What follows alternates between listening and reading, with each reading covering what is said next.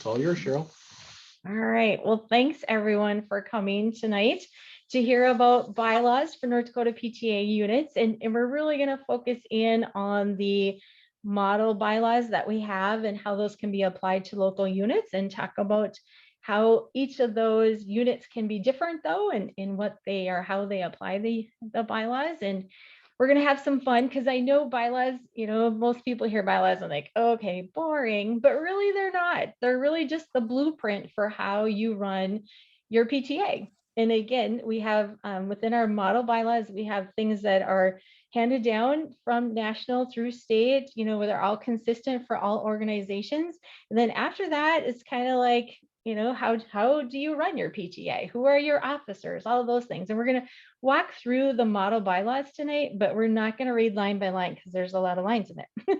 We're going to hit the highlights and talk about, what local units do. If you guys have questions along the way, I'd love to hear them as well. Next slide, and hopefully my slides will move here. There we go. For the agenda, like I said, we're going to walk through the template, talk about best practices, Q&A time as we go, as well as, like Jeff talked about, we're going to have some Q&A time at the end there as well. So we can talk bylaws or something else when we get to the end. But again, if you have questions or comments, you can also put them in the chat. And Jeff, if you can help me watch the chat piece, as I can't see that on my screen right now. Yep, I will do that. Okay, that would be great. Couple things I want to point out just about bylaws before we get started is, if you think of bylaws again as that blueprint for your organization, and you should not have to be a lawyer. And if you are a lawyer, that's great, but you should not have to be a lawyer to be able to sit down and read your local unit's bylaws. I mean, that is not the goal, to really make them as articulate as you can and to cover what you need to cover, but then that everybody can understand them when they read them. Couple things with bylaws, since I'm the North Dakota bylaw chair, is I do recommend every unit, in particular your officers, review your local unit bylaws every year. And there's some reasons, and we're going to talk about those as we go through the presentation, but just making sure from an update perspective of, do our bylaws match how we're running our unit? If it doesn't, right, great time to look at making changes. And there's changes that have come along, and we're going to talk about some as we go through tonight, but like check signing, it used to be the requirement that you had to have 2 check signers, right? Well, in the electronic world that we've become, especially COVID kind of pushed us a little faster, maybe than some units were ready, right? Making sure that your bylaws support now not signing your checks with 2 check people, 2 signers, but yet how do you handle all the electronic transactions you're doing? Those type of things, making sure your bylaws support that. As well as from a state perspective, North Dakota PTA, we have units in good standing means that each unit is reviewing their bylaws every 3 years at a minimum, making any changes that they need to, as well as submitting them to the state office to be reviewed as well by the bylaws chair, which I'm the one currently doing that. So if you are someone who's working on your bylaws and you submit them, you'll be getting feedback from me, either, great, they're accepted, we're good to go, or I hate to say it, but through Member Hub, we can reject as well. But also, these are the things that you may need to look at changing, or I may even just have questions of, is this really how you're still doing this in your organization?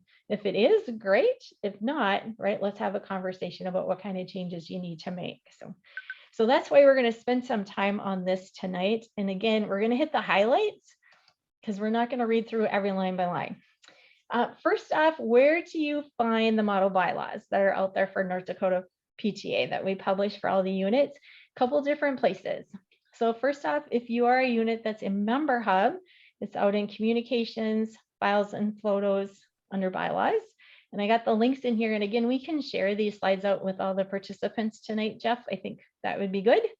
And then also too, out on our website, we published it there. Jeff is our public relations person as well. So he's helping us get out this information. And lastly, if you don't know where to go, you can always drop us an email and we'll get the bylaw template sent out to you as well.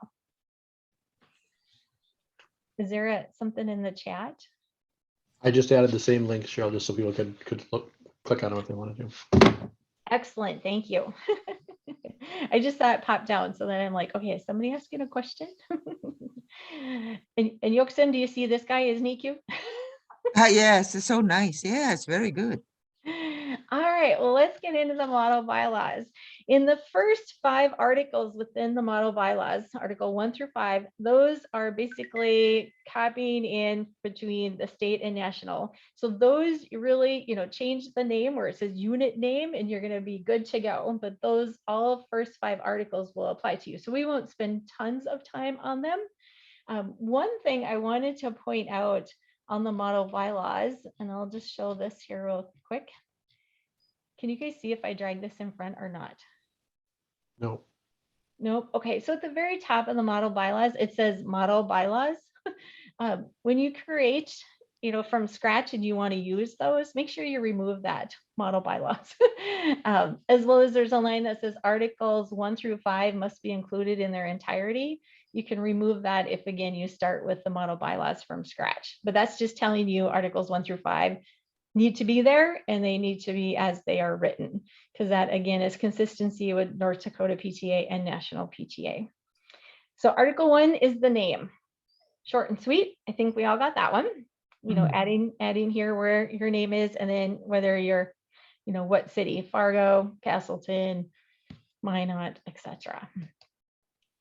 Next article is the purposes. And again, like I said, these are the same for National PTA, North Dakota PTA, copying them in at your local units.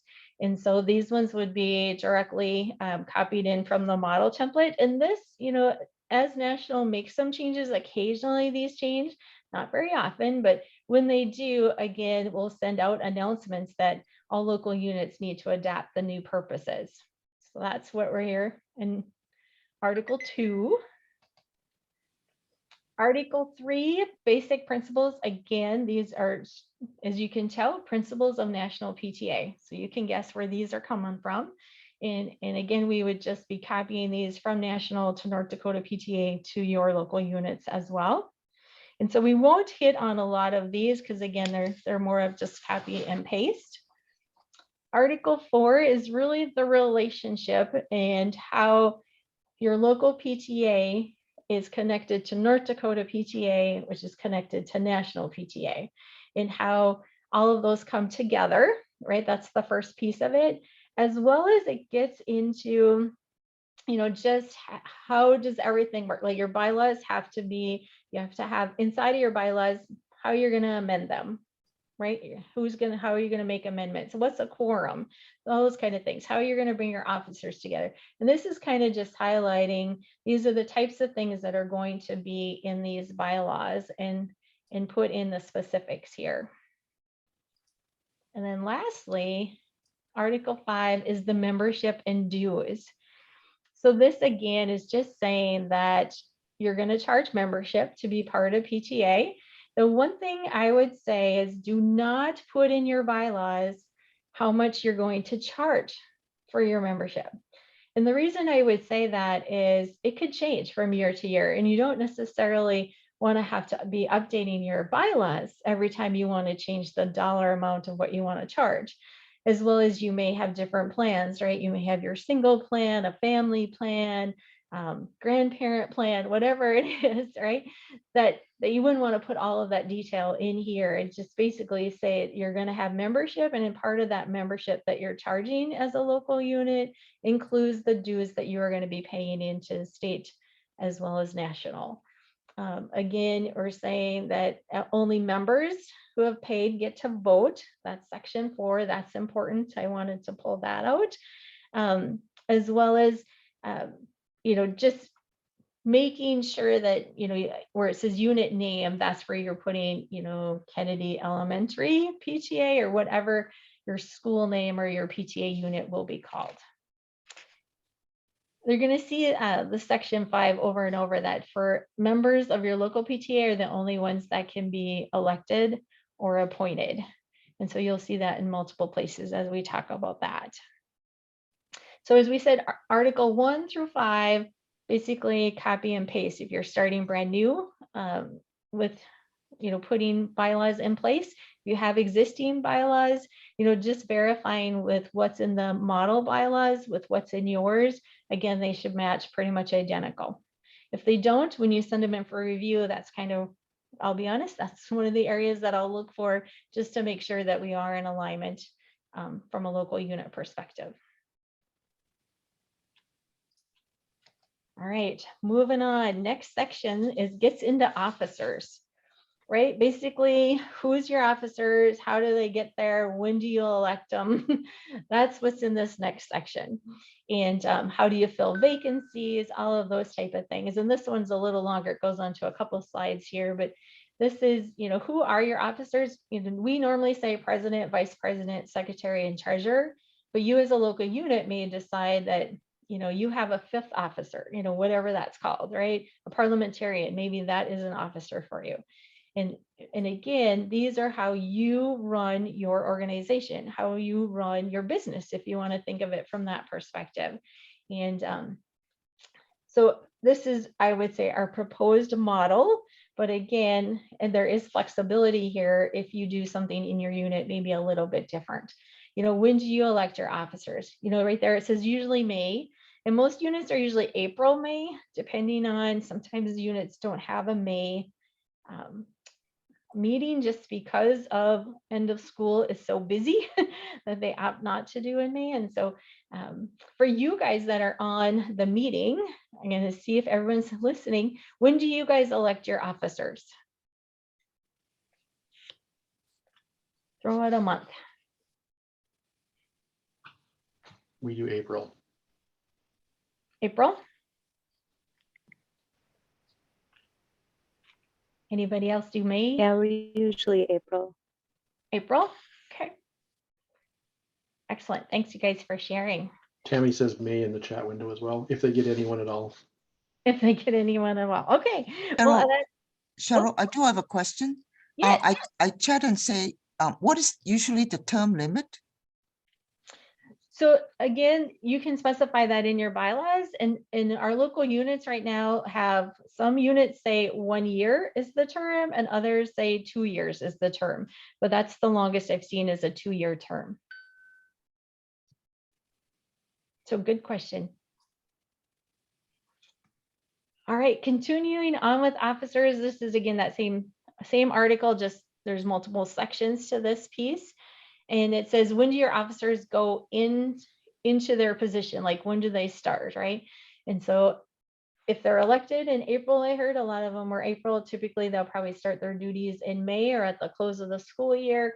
Again, it's just articulating that. That's what your bylaws are here in the section 5.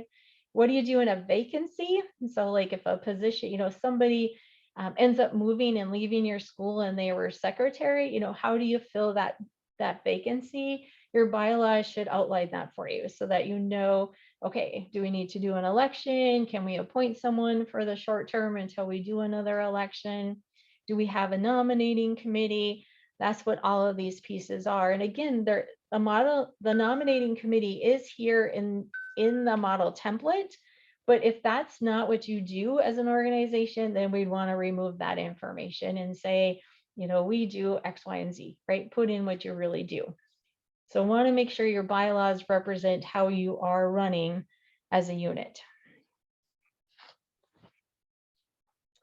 Duties of officers. So this is always a fun one. And I always recommend when you're elected as a new officer for an organization, you should read your bylaws. And whether that's, PTA or any other organization, read your bylaws, because your bylaws will typically outline, here's what our officers are responsible for. And so as you probably guess, president, right, is going to be responsible for running your meetings, those type of things. But a couple things I want to point out here is that, the president is the one who signs contracts. And again, that should be in your bylaws, as well as they're the principal officer on all your tax documents, not your treasurer. That should be your president, as well as a president should be the one to confirm that a quorum exists before they start any business meeting. Because if they don't have a quorum, which in your quorum is defined in your bylaws, they can't really conduct business and do voting, right? You can have discussions, but you can't do voting and get things on record. And so again, just highlighting those things here under president. The vice president is probably a little bit shorter. And again, this is standard template, but you could add specific things if there's things in your organization that a vice president's in charge of versus just, in case the president's not there. Maybe they're always in charge of the fall carnival, or, whoever takes that position is in charge of X. You can add those things to the bylaws as well as part of their duties. And again, that means that they have to do them. Those are the duties that they're required to do. Cheryl, we have a question in the chat. Yeah. Yuksin was asking, what is considered a quorum usually? Well, and we'll get to that because that is actually a later section in our bylaws. So if you'll hold that for just a couple minutes, we're going to get to quorum. Okay.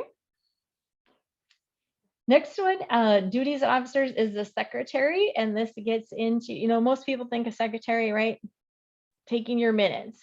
And taking minutes is so extremely important because it is the legal record of what happened at that meeting for your business, right? And so getting those recorded and keeping those records, that's what we think of a secretary.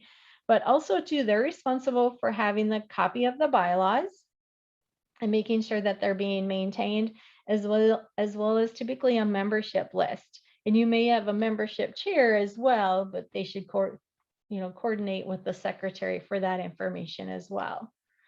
So again, just highlighting what is your secretary responsible for. And then the last one is the treasurer, that's typically highlighted under your duties of officers. And this one, as you can see, is a little bit more to it. And I, again, won't read all of these, but just highlight a few of them. Because the treasurer is probably the one that's kind of changed over the last several years, right? Where we talked a little bit about like check signing, way back years ago, right? When we were writing checks for everything and banks would require 2 signatures, that was what was in the bylaws. And that's how it said, you had to have 2 check signers, they had to be on your executive team, whatever. However you chose to do that. Well, nowadays with, being able to use bank cards, being able to buy things online, so you're not actually, going in person and writing those checks anymore. Want to make sure this section, and right here, it was D in particular onto the template previously. I used to say, checks needed 2 signatures, right?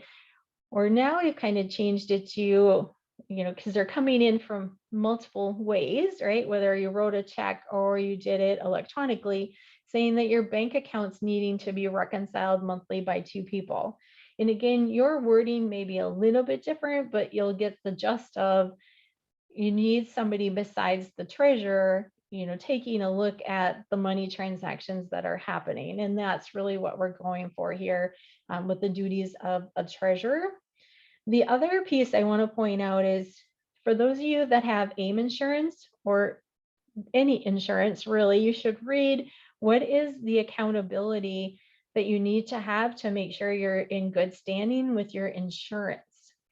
Because typically they'll say financial statements have to be reviewed, maybe by your executive team every month, or they have to be published to your general membership. So take a look at your insurance as well as what's required from a financial standpoint, because those duties most likely need to be on your treasurer's responsibility. So something else to watch out for.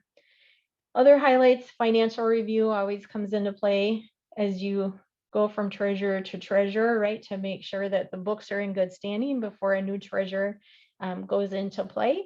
And then obviously, I think just overall money. Everybody thinks treasurer, got to think of money and getting those taxes filed.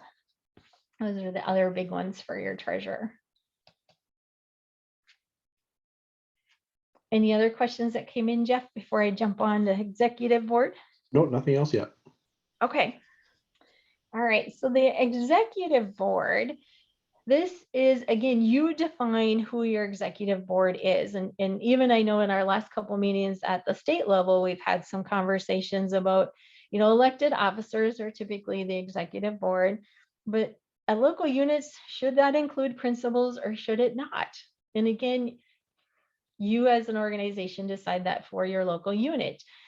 if you want your principal included as an executive board member, or if you want them just to be part of the general membership, right? As long as they're paying their dues to be part of that. As well as there are different units within North Dakota PTA that out there that have, they have an executive board which is larger than just their elected officers.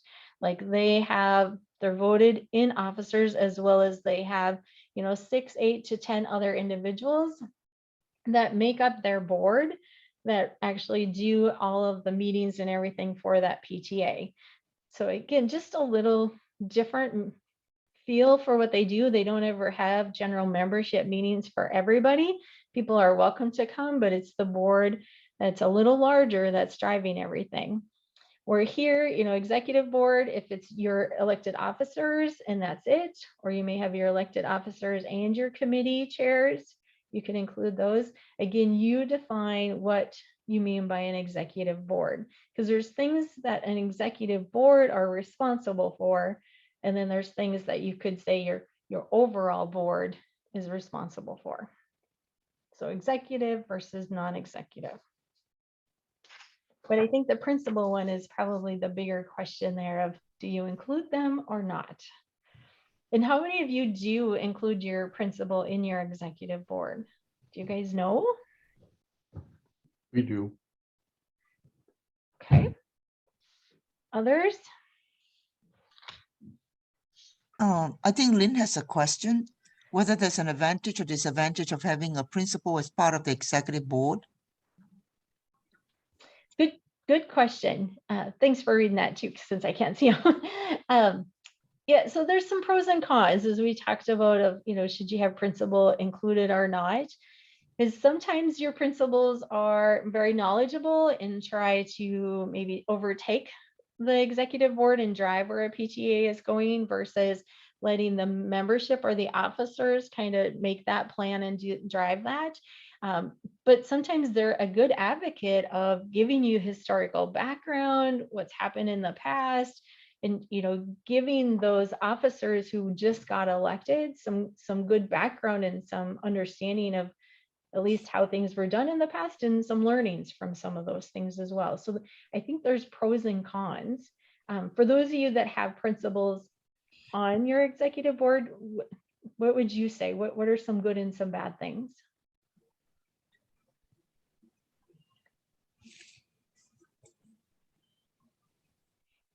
I would say from our standpoint, having the principal on the board, we have much more interaction with teachers and staff and the professionals in the building. We have much more insight into what's going on, since they sit in all of our executive board meetings and are sharing the latest and greatest of what's going on. So I think we have deeper conversations and much more connection between PTA and what's going on in the school.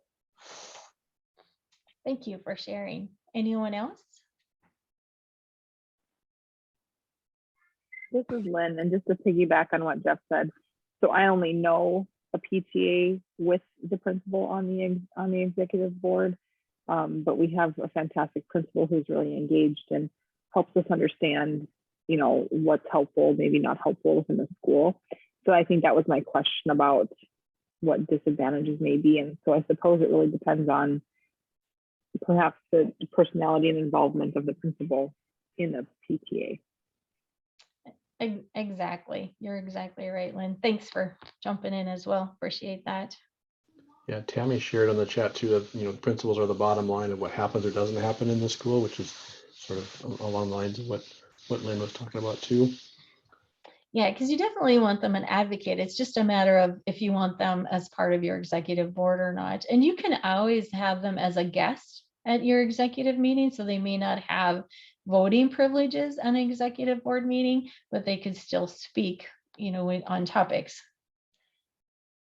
That was going to be my question, is if you leave them out, can they still participate in a non-voting sort of way? So they still can. If you don't list them on this section, they could still come, attend, share. They just wouldn't have a say. Is that what you're saying? Right, absolutely, right. You could still have them come and bring, the hot topics going on at school, those type of things. Yep, giving them a guest chair. Mm-hmm. Whereas if you list them here, then they have a seat at the table no matter what, and no matter who fills that role. So if a principal changed from one that was super engaged to one that was, maybe, like you said, kind of driving an agenda or something, you wouldn't have any choice in that matter, right?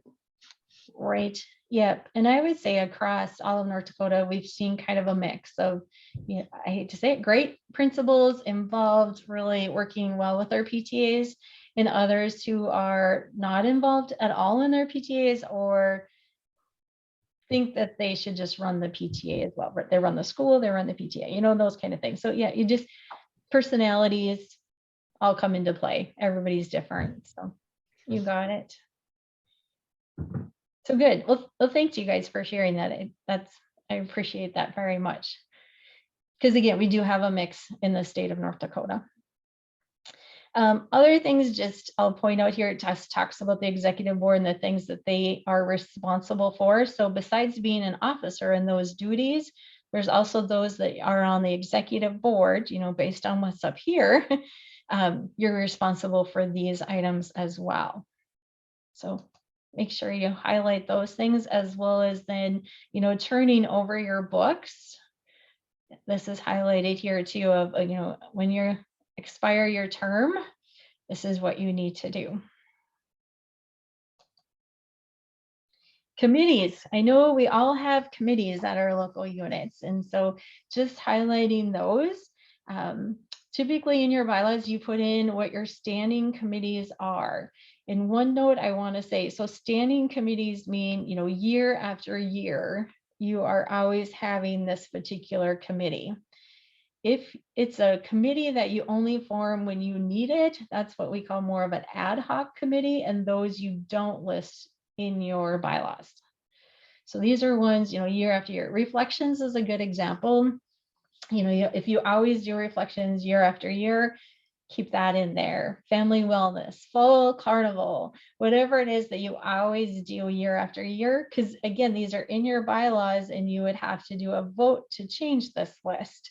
And so making sure that it's your standing committees that you always do. And again, it doesn't mean that you can't add additional committees like ad hoc committees at any point in time during the year. You can still do that. These ones are just clarifying these are standing committees. And then from there, do you have a chair of those, and how long are those chairs in there as well? And this is where kind of getting into terms. That was a question earlier about terms of office. Is here's where you say, okay, how many years are people in this particular role? How many committees do you guys, standing committees, do you guys have in your organizations today?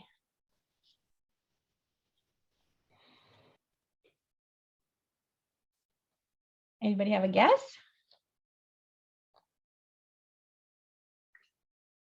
Lynn can maybe keep me honest, but I think we have 5, if I remember right. Okay. Tammy says they have about 10, and she does have a question too. What if you change or cancel a committee? What happens when they're in your bylaws? So if it's just canceled for the year, then it's, just saying, this committee is canceled for the year and you're not getting a report from that committee. If it's something that it's, you don't foresee yourself doing moving forward, then you would want to do a change to your bylaws and have that committee removed from your list. Does that answer Tammy's question? Yep, she said thanks. So I think it does. Okay, excellent. All right.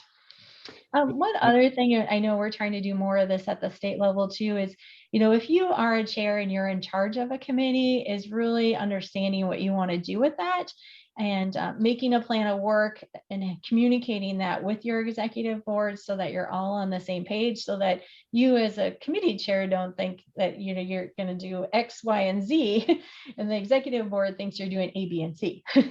Want to make sure that you as a committee chair and the executive board are on the same page, so everybody's moving consistently forward. And again, that's where kind of writing up, here's what I'm going to do as a committee, as well as, financing and those type of things. Keeping your executive board updated is always good. Next thing we're going to get into just some general membership things. That's here on Article 10. First, it talks about how many meetings are you going to have, And then, when do you do elections? We talked about that a little bit. For the quorum question, that was a question that came up earlier. This is in your bylaws, you state how many members will constitute a quorum when you have a general membership meeting.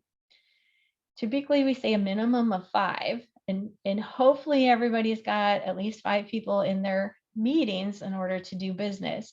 But again, if you have a larger PTA and have always had big numbers, you may go larger than 5, but 5 at least allows a variety of opinions and discussions when you get into having votes and those type of things. And I think that was Yokson's question about the quorum, correct? Yes. Okay. Wow, that's interesting because just only 5, huh? That's not too difficult. I think local PTAs will tell you sometimes it's a struggle to get more than 5 there. Oh, Can be. And maybe 10, right? And any other comments from local units on that as well? Yeah, I would agree that getting more than 10 consistently can be difficult, right? Depending Yeah. on when your meetings are and how friendly they are to people's schedules. Yeah. So one of the questions that I always had is, so you could have a treasurer, president, and secretary, kind of minimum to do a meeting, and you're already at 3. So does that mean only 2 other members need to show up, or should you not count those officers and really be looking for 5 general members, or doesn't it matter? I would look for people outside of the president's role, but yep, your secretary, your treasurer, and then others. Okay. Yeah, because your president doing the business from a vote perspective, right? Because there's things that they won't vote on, right? It'd be nice to have the 5 people voting. Yes. Okay. Makes sense. Tammy also said they usually have 5 and they have co-officers as well. And that would be, again, something that you might want to put in your bylaws if you have co-officers. Just a note that says, it could be 1 person or could be co-officers. Doesn't have to be, a big long paragraph, but just a little something that says, this position could be held by 2 people. Because the question mark that might come up is when you do co-officers, do you get 2 votes? Right? Because if you have, let's say, co-vice presidents, is that 2 votes or is it just a vice president vote? Something to think about. Tammy says they're usually both voting members. Voting members? They're both, the co-officers are usually both voting members. Yep, and for general membership is good. It's when you get to your executive committee piece. Sure. Yeah, because only one president or vice president should probably be in the executive committee, is what you're saying? Yeah, yep. So that you each have 1 vote, right? When you're on the executive committee. Yep. Typically, and again, it's just I'm all for co as well. And so just making sure you spell that out so there isn't any disagreement about, well, why do you 2 get to vote? As 2 people instead of 1. I do have a question. It's Yeah. interesting. It's interesting that Tammy brought up the co-officers. I Mhm. didn't realize it. So in each of the position, like you say, Cheryl, if you have somebody who wants to do it, that can be a co-person doing the bylaws with you too? Same Yeah. position, but 2 Yeah. persons? Oh, Lord. Oh, Yeah. okay. I think I'm going to get a partner for myself. You bet. Yeah, there's definitely some local units that, I've seen the president be 2 people, Oh, a shared responsibility. And that would be very helpful, I think. yeah, and usually they work it out of, okay, so we'll do every other meeting, or I'll do meetings, you do X, and again, it works out great. And from what I've seen, or same for other type roles, especially committees, where it's instead of just having one chair for a committee, it's a joint chair. Yeah, and again, it's just making sure that your bylaws support that. That's what I'm saying, is just make sure your bylaws say that that's fine. So yeah, if you want, Yoke Sim's going to be reaching out now to see if she can share her responsibilities. That's all right. I would definitely explore that for the sake of North Dakota PTA. Yeah, yes. We have just a couple more articles to run through. I know our time's coming up here. So the annual convention, this is just outlined. So who gets to go to the annual convention from your local unit? And again, it's somebody that, the executives may decide. It may be something that you just appoint at your, one of your meetings. However you do it, just articulating that, is it always your president that you send, those type of things, and just again making sure your bylaws account for that. Fiscal periods, most people have fiscal period from July to June. We do have a couple PTAs that when they got set up did not go with the July to June. We were learning that from a fiscal period. So again, just verify if you are the July to June. If not, put in the other dates that would be correct for your fiscal period. Article 13, this one is more operational. First off, like if you are a 501c, right? We all know we're a 501c, and so you'll obviously need to abide by those rules, federal taxes, filing your taxes, those type of things from an IRS perspective. The dissolution is in here as well. Again, if you dissolve as a unit, all of your books, your records, everything is surrendered over to North Dakota PTA, because from a legal liability perspective, when you dissolve, North Dakota PTA needs to maintain all of that data, whether it's for an audit, whatever, post your dissolution. So just pointing out some of those things. We all do Robert's Rules of Order. So that's listed in here as well as an article. Next one up, Article 15. Now this one, electronic meetings, is again one that's changed over the years, and just want to highlight that making sure in your bylaws that you allow for electronic meetings. I know as we went through COVID and schools were, remote and, doing remote meetings, and, not everybody's bylaws supported that. So again, just making sure your bylaws do have a means for having not face-to-face meetings, because you can't always do that. And so whether that's a Zoom meeting, a telephone conference, just so all parties can communicate and have the chance to hear others, speaking from an electronic means perspective, as well as then, communications. Where are you going to put your communications? Is it out on your SharePoint site? Is it in the school newsletter? Like, where are you sharing everything about your PTA? Just being able to share that. And amendments, you got to have the ability to do amendments, right? Because changes are going to happen, and you're going to want to make changes to your bylaws. And the amendment here just means, okay, when I want to make a change, how do I do that, right? We got to have a quorum there to vote, and it's got to be 2/3 of adoption of that quorum. So, we said at least 5 people, and it's got to be at least 2/3 of those 5 people voted yes to take the adoption, for the changes that you're doing. And, do you have a committee that always presents your bylaw changes, or do you have one person who is a bylaw chair who just presents them to your general membership for voting?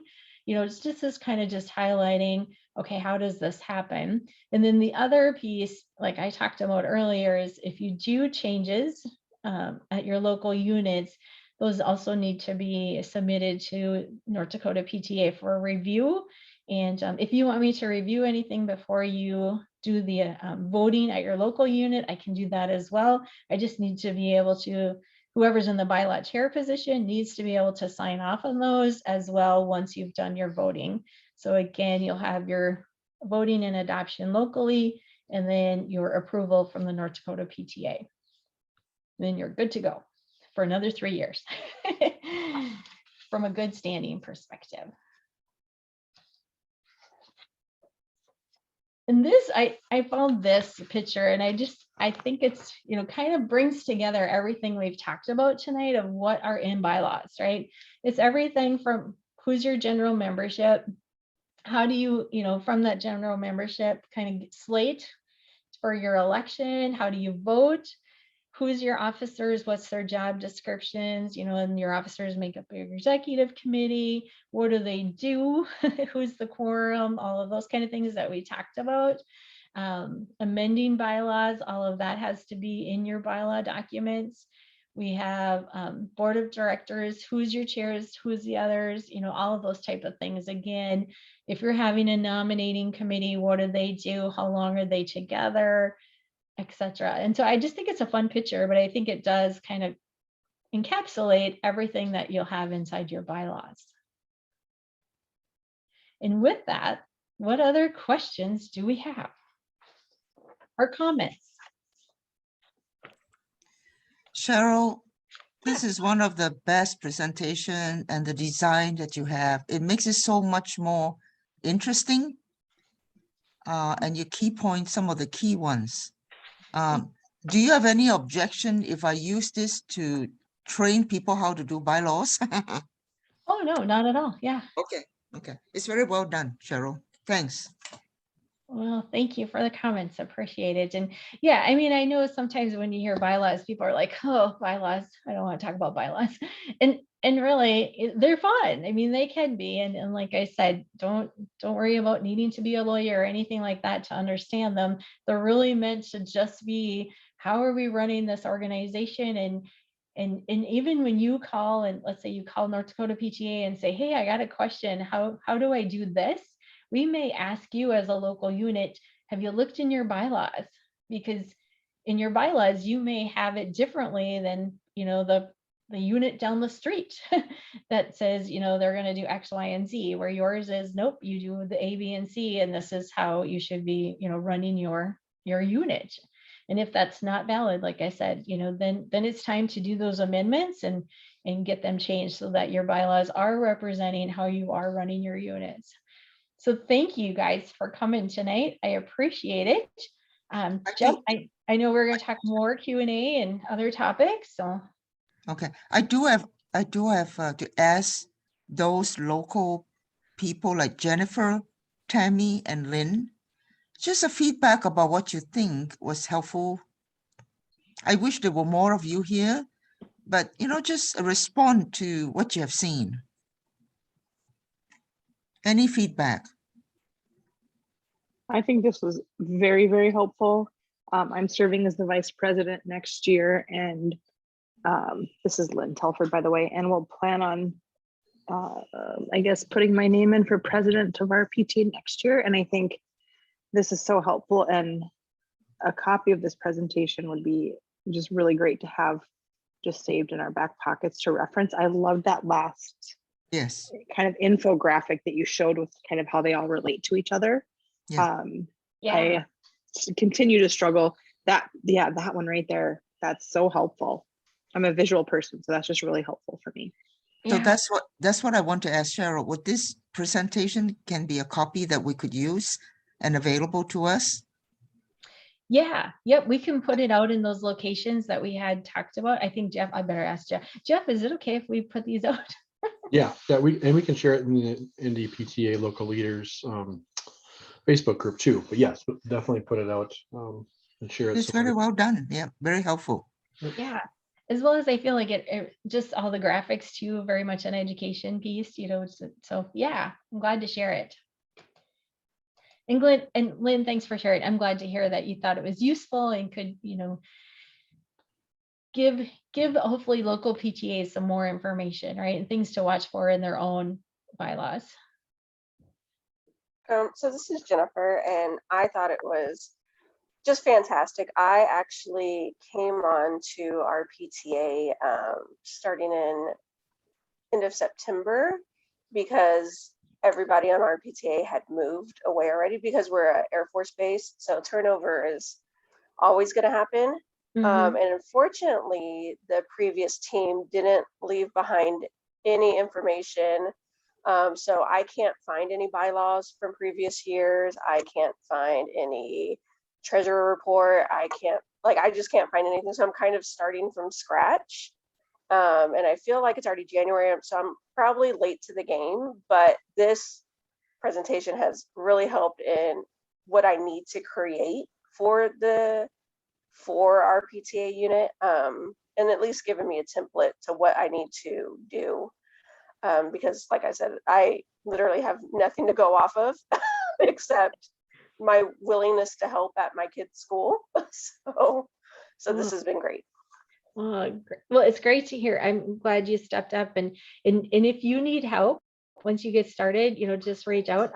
For my email is abc simmons simmons at live.com live.com, and you can reach out to me too for questions, and we'll get you going. Because especially if you can't find them, we can look to see if we have a copy, but definitely starting with the model template, and we can talk through of are you really going to do these pieces? I can help you with that piece, get you going.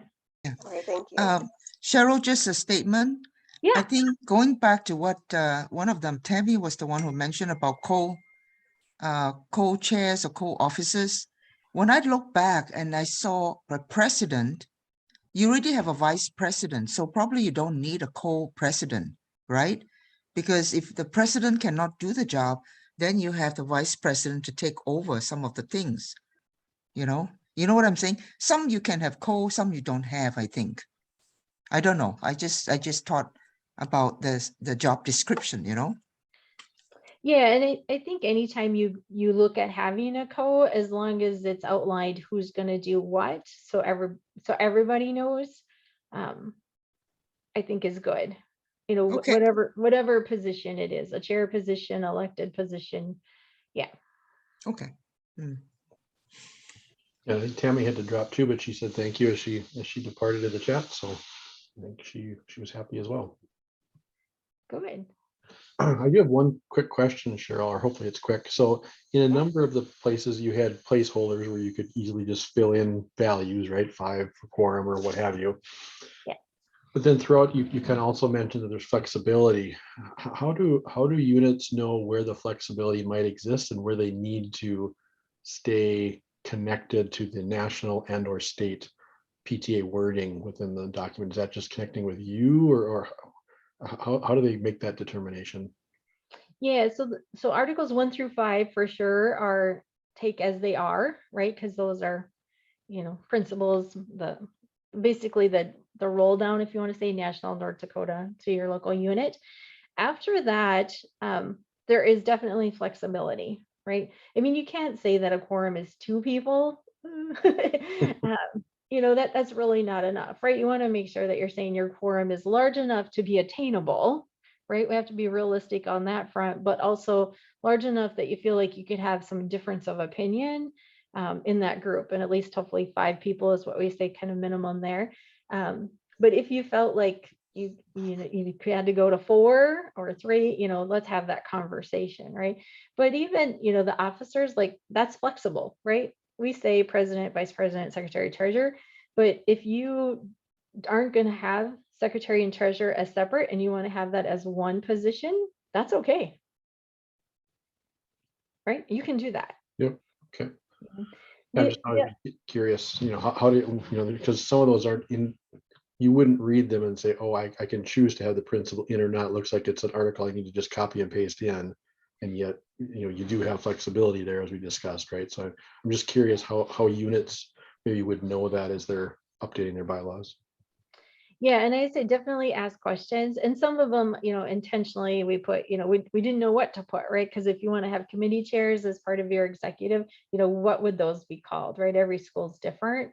So it's hard to put someone in there. And so we just say optional. But yeah, as well as if you have feedback, anybody has feedback on the template itself and making it easier to understand, I'd love to hear that as well. Because I mean, that's the goal, is to have this model template that anyone can look at and adapt to their local unit. So if there's things that you're like, okay, this is confusing to me, let me know that as well. Okay, good. And then my last question is on the amendments, because you should vote on them first and then send them to North Dakota PTA for final approval. But may not want to have a vote if you're not sure, right? If there's going to be a lot of back and forth of, oh, that doesn't go through, then you got to start all over again. So Right. is there a pre-approval? Are you okay with people sending them to you before they have that vote to say, does this just look okay before I take it to my membership for that vote? Absolutely, yes. Okay. Yep, you can send them in, whether you send them to North Dakota PTA or directly to myself, we'll take a look at them and say, yep, wording looks good, or, these might be some things that, you want to have for a discussion, right? Especially if it's things that where it's like, okay, that's a big change you're making in your bylaws. Mhm. Just to make sure that everything's been thought through. That's really what we're here for, to help is think through what changes you're putting into your bylaws and why you're doing them. And make sure, and just like the one where we said for the treasurer, now we're saying two people need to reconcile, and maybe you have something different that you do in your local unit. That's okay. I mean, it can be different wording. Great. Okay. Thanks. Appreciate that. Yeah.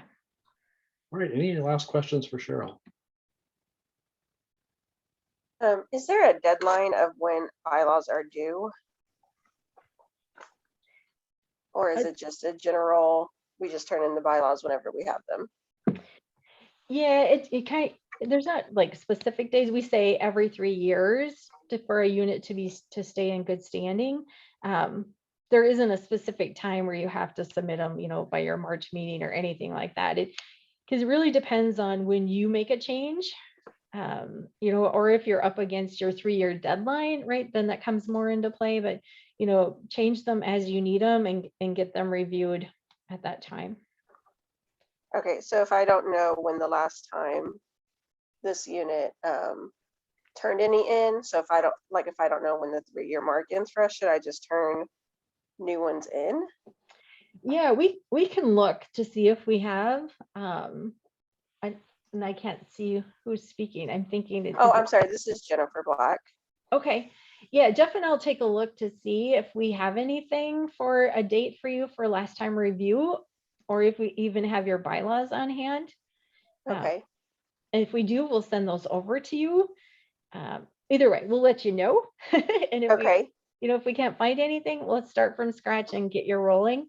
And then, and a lot of schools then will just purely take the template, plug in the empty spots that you need to, and accept those to at least get started, as long as it's an acceptable, approach to how you're doing things today. okay, perfect. And Jennifer, what was the name of the PTA unit again? We're with North Plains Elementary, and it's just me on the PTA. I'm a one-man show. Well, that's the best. Okay, yeah. Let me look, because I don't remember that one being in the system. But let me take a look and see if I can find it. Okay, great. Yeah, I can't even tell you who the past president's name was. I don't even have that information. Okay. We understand that happens. Yes. Might I call out some kudos to you, honestly, because it's exciting to hear that there's someone out there doing it by yourself, because sometimes it feels like we're doing that when we're not by ourselves. So I just want to say kudos. I just want to say kudos for that. Thank you so much. Thanks for jumping in. Appreciate that. Yeah, and like I said, that's what we're here to help you. I mean, we want to make sure, if there's other things you need to, try to recruit others and get things going, and maybe even that principal, get them on board, whatever you need help with. Thank you. Yeah, we're trying to recruit like crazy, but unfortunately, with being surrounded by military parents, it's really hard to get the volunteers. So, we'll see. Hopefully some new people will show up and be willing to help out. Jennifer, I think now that you have the COVID and people can do Zoom, I think that might help a little bit too, to let them know. Because being a parent and with kids trying to go from place to place is really difficult. But with Zoom it's so much easier, and you have the meetings, when the kids are sleeping or something. It might be something to think about, so that they're more favorable to people to join, Yes, yeah, we've tried it, and only myself showed up. So it makes it hard because we're on the military base. We're following the COVID guidelines through what our base is saying. And so we are not able to have in-school functions or events. And so everything has to be just kids only. Parents aren't allowed in the building still. So so we're trying to come up with creative ways to get parents involved. We just, like I said, with just me and my thoughts, I kind of get one-sided and like, well, why don't parents just join? But so I'm still trying to think of creative ways of how parents can be involved with not having to step foot inside the school.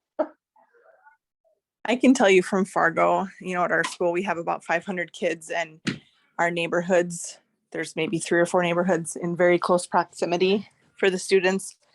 And we really struggle with parent involvement. So just know you're not alone in that aspect. And I think, COVID and not being able to come to school has created challenges, but we're trying to get creative as creative as possible. So I think we just have to lean on each other for those ideas, Right. Yeah. We did have successful events of just students only.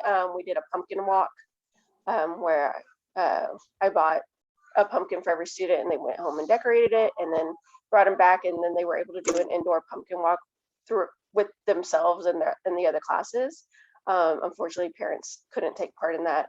But that was something really fun and super excited that the kids were able to take care of. We've done like door decorating contests. So we're trying to boost spirit and maybe bring home the conversation from the kids to the parents. Like, guess what we did today? We got to decorate the door. We got to see other pumpkins, or kind of get parents like, oh, okay, y'all are doing something. Let me see if I can help out.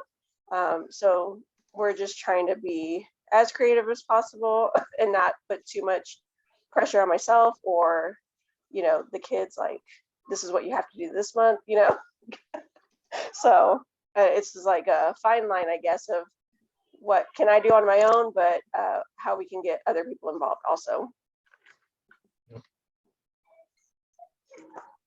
And Jeff, I know, has some cool documents about, what PTA can do for you, your school, being a member, your little marketing things, Jeff, and that's what I'm thinking of. Maybe that's something you could share with Jennifer as well. Yep. Happy to share.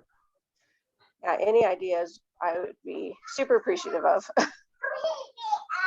And Jennifer, are you part of the North Dakota local PTA out on Facebook, that group? I can't say that I am. I feel like I'm like a duck where I'm like calm on the water and treading water very quickly underneath.